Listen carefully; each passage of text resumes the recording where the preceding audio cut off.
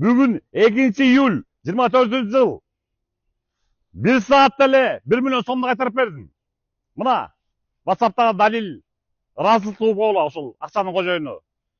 1 миллион сом кайтарып ыраазы болуп атат. Мына угуп койгула, мен сүрөттөрдү замат окула, аркаман окула.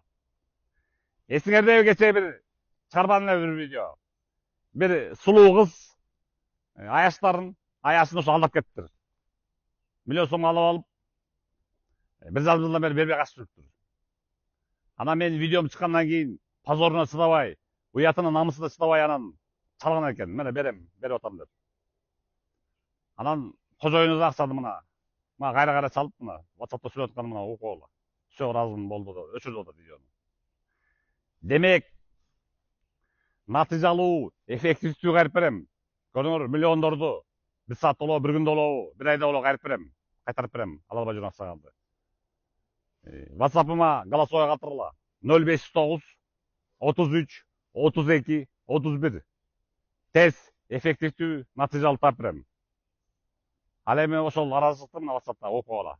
Далилин 1 миллион сомду 1 саатта кайтарып берген далилди мына мен сүйлөп турдум, мына WhatsApp'тан окуп койгула. Нурлан байке, ассаламу алейкум. Дагы бир жолу. Таксыр, жанагы лёт тронулса дегенде эм келип кичине берди. Баягы акчаны эм баланы делеп нары бери деген. Нурлан байке, видеону алып коеруң, видеону эффект берди. Буйрук. Демек 1 миллион сомду 1 саатка жетпеген учурда кайрып берген турбаймын да. Видеом чыкканда 1 саат болгон. 1 миллионду алып келип берем деген турбайбы? Ооба, болду буйруса. Кичинесин берди, калганын эм болду. Таксыр, унутпай алып коюң обязательно. Таксыр, видеону алып голосовой подтверждение берип коюңчу. Улам эле сурап атат, эмне болду, алдырдыңбы деп жөнөтүп.